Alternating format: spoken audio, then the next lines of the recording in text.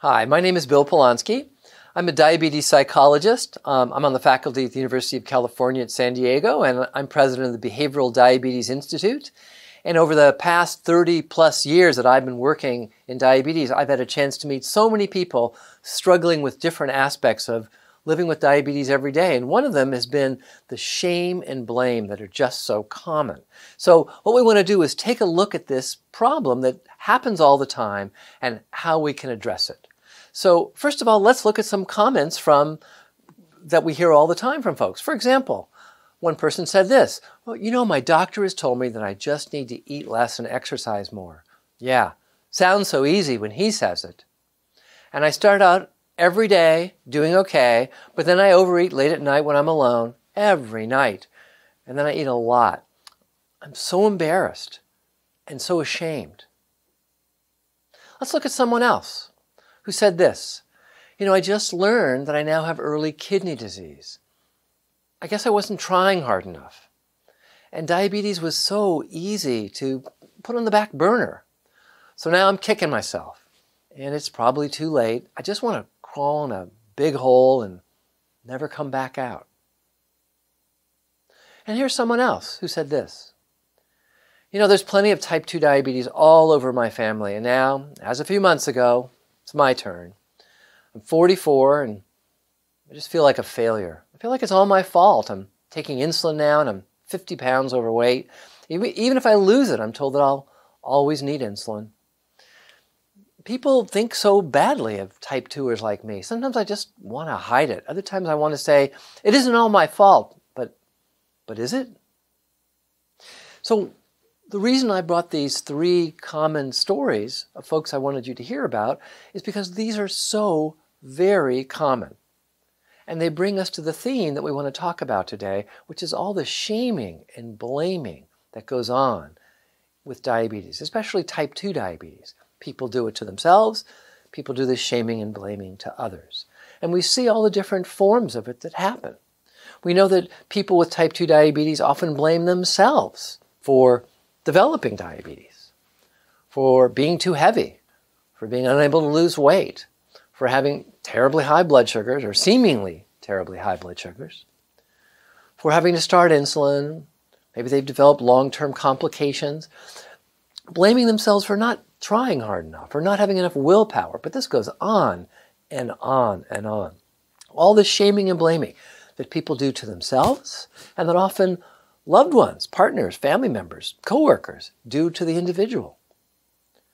And this is terrible because it leads to people feeling pretty down and depressed. I mean, who wants all to be shamed and blamed all the time? Feeling helpless and hopeless.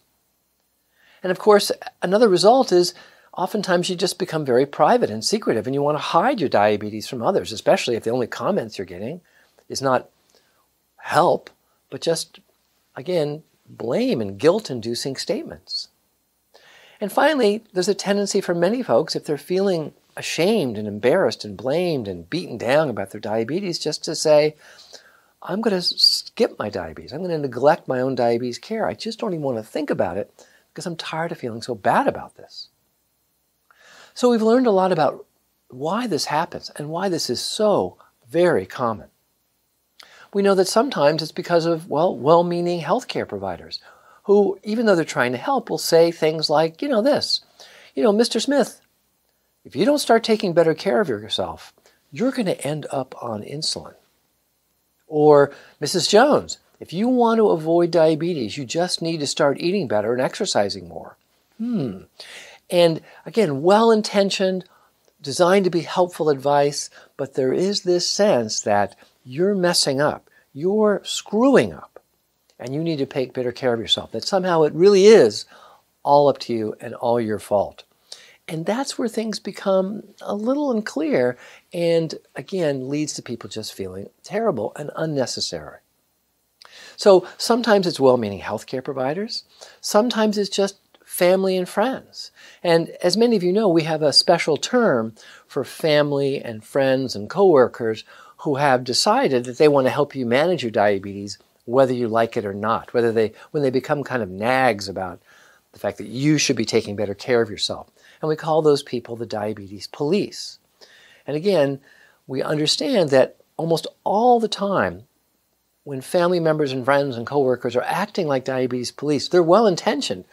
They mean well, but again, so much of what often they're saying, all this nagging, is really about blaming you for not doing better. And, well, that almost never helps. And sometimes it isn't even from sources like healthcare providers or family and friends. It's just comments out there in the world, how people generally think about type 2 diabetes in our society. You know, here's a comment from actually a politician from a number of years ago. You may remember hearing about this. It was about 4 years ago, where this was President Trump's budget chief who, in talking about healthcare insurance, said this: you know, we have plenty of money to provide that safety net so that if you get cancer, you don't end up broke. But that doesn't mean we should take care of the person who sits at home, eats poorly, and gets diabetes. Right? So the general idea is if you've developed type 2 diabetes, you're sort of a lazy, undisciplined idiot, and it's all your fault. Now, that's wrong, by the way, but it's a common way we think about type 2 diabetes. And by the way, we don't tend to think about people who develop other healthcare conditions in the same way. We don't blame people if they develop, you know, rheumatoid arthritis or cancer. We don't say, well, I guess you really were messing up there. But somehow we think it's okay when it comes to type 2 diabetes. That's crazy. And it also doesn't fit the evidence whatsoever, as we'll talk about in a few moments. But what it does do is it leads to people feeling terrible, of feeling embarrassed, feeling ashamed, like you saw in those quotes that I read earlier. And it leads to people, well, avoiding, becoming secretive, and maybe even backing off from their own diabetes care. So we've got to do something about that, and that's why I'm talking to you today. So I want to talk to you about 4 solutions that we've discovered that can make a difference. So the first one, and probably the most important one, is it's important to get the facts, to know the real facts about this, so that some of this shaming and blaming can go away. And so the most important fact, of course, is we want to mention this, which is that the evidence is clear. It is not your fault that you develop type 2 diabetes. It is not your fault that you struggle with your weight, or that you've just learned, or someday you may learn, that you need to take insulin, or that even you develop long-term complications. Now, you may play some role in this, but let's be clear. No one chooses to wake up in the morning and decide, you know what, I think I feel like developing type 2 diabetes. Nobody. So we want to think about some of the real major contributors to this. And there really are 2 external forces. And we don't talk about these enough because there's a tendency for, especially us as Americans, to think, well, you know, everything that happens to me, it's all because of what I do. But we forget there's these powerful, often invisible external forces that play a big role in what happens to us over the course of time. So when it comes to type 2 diabetes, one of those important factors is your genes, right? So if you have close family members, especially parents, who've had type 2 diabetes, it dramatically increases your risk for also developing type 2 diabetes. And this is, again, not have anything to do with whether you're a good or bad person. This is due to your family inheritance. Now, the other major factor is, of course, our American environment. And one of the most remarkable things about our American environment now, as you think about our, well, food supply, is that it's almost like we're living in this giant feedlot, sometimes what we like to think of as a finishing lot or finishing yard, which is when the cattle are brought to market. And before they're slaughtered, they're brought to this small little area where they're overfed and they're kept so close together, there's little opportunity for any kind of physical activity or exercise at all. And that kind of describes us as Americans. And it doesn't mean we can't fight back against this, but let's be fair. We know Americans have been getting heavier and heavier and heavier over the years. And to a large degree, it's, again, not because we're lazy or idiots, but because we are an overfed society, where we know portion sizes are so large when we eat out in restaurants, or even larger when we look at what we see in cookbooks where the portion sizes are larger. And when we look at the kinds of foods that are easiest and most convenient for us to consume. Again, it doesn't mean we're hopeless, but these invisible external forces, your genes and the environment, have played an enormous role why we've seen this explosion in type 2 diabetes in America and around the world. And this doesn't mean that any of us are helpless, because starting right now, your actions can make a positive difference. So we don't want to discount that, but we want to understand that the development of type 2 diabetes, struggles so many people have with their weight, are not completely because they didn't have enough self-discipline, didn't have enough willpower. There's all these other effects that are things that are happening around us. So let's give ourselves a little bit of, well, credit for that, take a little bit of the blame and shame off, and now think about what you can do about that. That's what's going to be critical. So that's probably the most important fact I want to mention. The second solution, remember there's 4 of them, is remember that you're not alone. And what I mean by that is this. If you're feeling and have gone through times of feeling embarrassed or ashamed about diabetes, our studies suggest you're in the majority of people with type 2 diabetes in this country. That because of all these things I've discussed that are going on, it's really common to feel this way. I mean, it's terrible. We want to do something about this, but it's very common. And remember, if you're feeling ashamed that you developed type 2 diabetes, more than 10% of Americans also have type 2 diabetes. So next time you're in a room with 10 people or 20 people, odds are good there's somebody else there who has diabetes as well. And remember also that if you're struggling with your weight, and maybe that's a contribution to your type 2 diabetes, you're also far from alone. Again, the majority of Americans are overweight or obese. And when I say the majority, again, that's more than 2/3. So remember, you're kind of weird in America if you're not overweight or obese. It often looks like, when you look at how heavy Americans have gotten over the years, it looks like almost everybody's almost trying to develop, putting themselves at risk for the development of type 2 diabetes. But you know, most of those people who actually struggle with their weight in America, they never develop diabetes. They, quote unquote, fail to develop diabetes. Why? Because they just don't have the genes. Again, it's the genes and the American environment.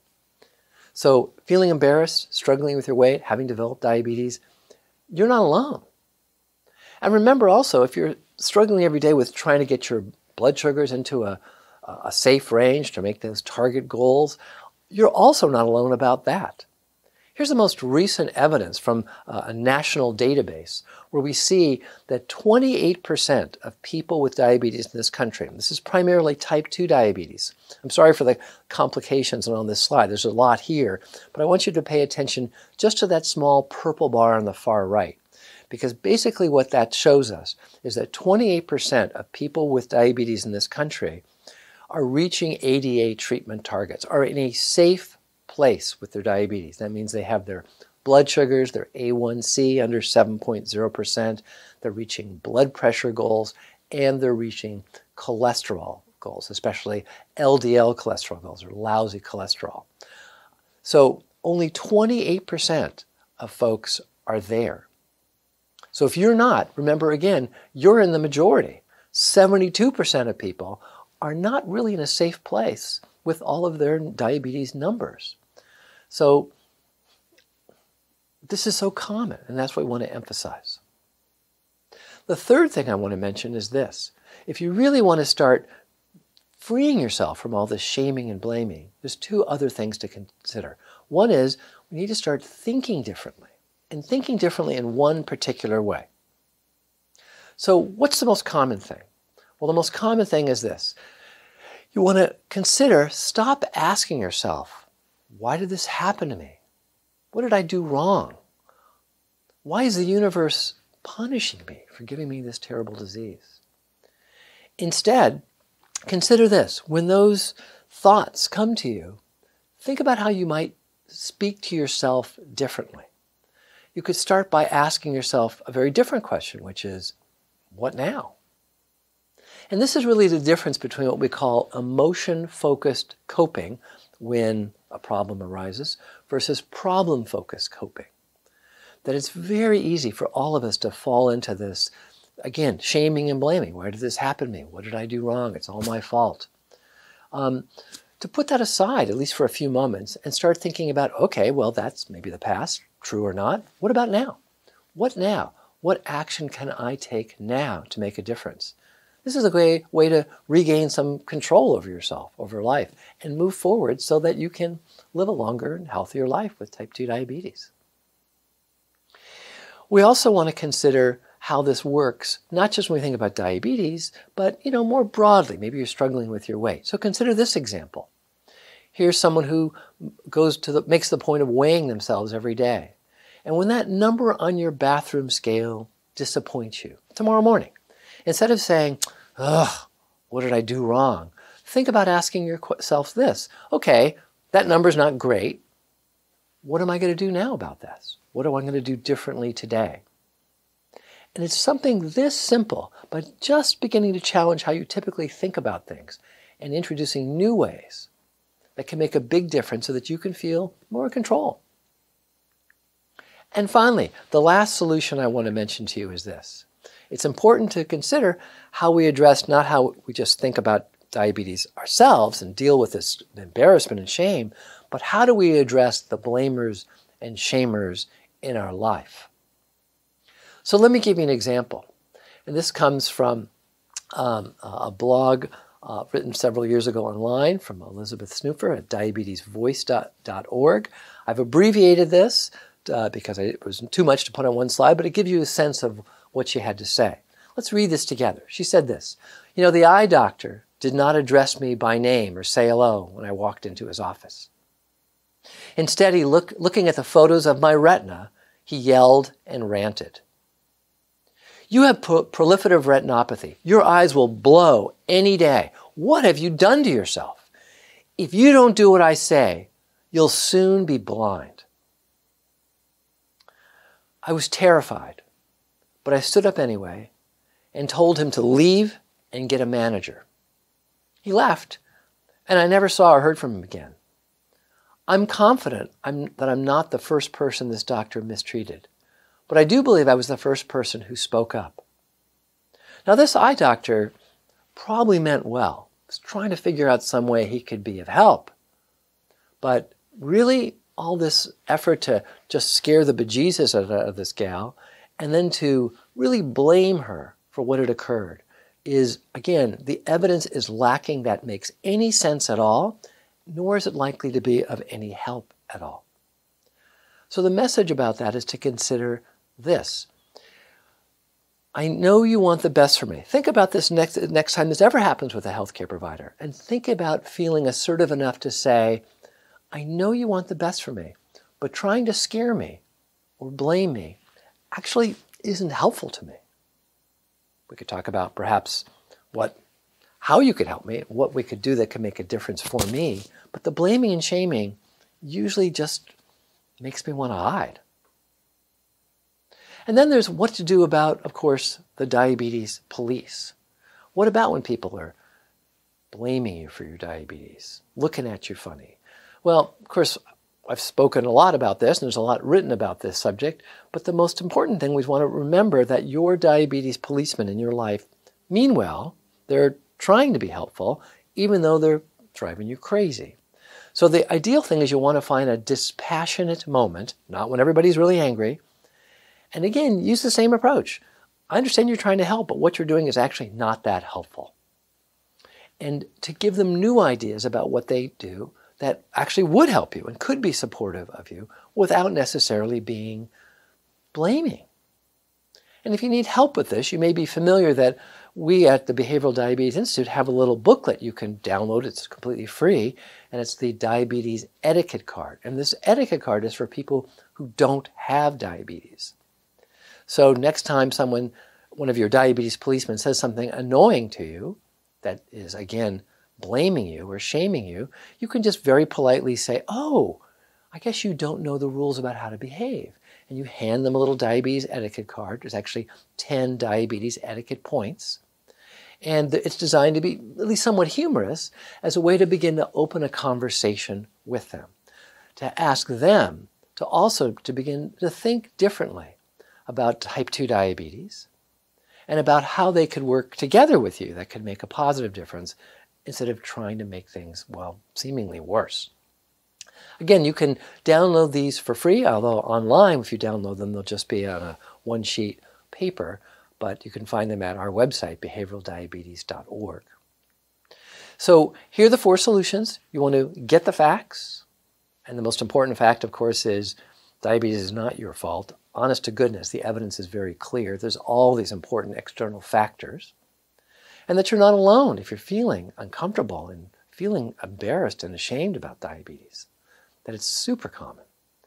And that we put forward a couple ideas about how to start thinking differently. Remember, the most important one is when you find yourself blaming yourself, to think instead by saying, well, what do I want to do about this right now? You can regain control and make a difference to help you live a long and healthy life. And we've talked about some ideas about how to address those blamers and shamers in your life. Well, that can be pretty difficult. So I hope this is helpful. I want to thank you all for listening and look forward to being able to talk with you again another time. Thanks.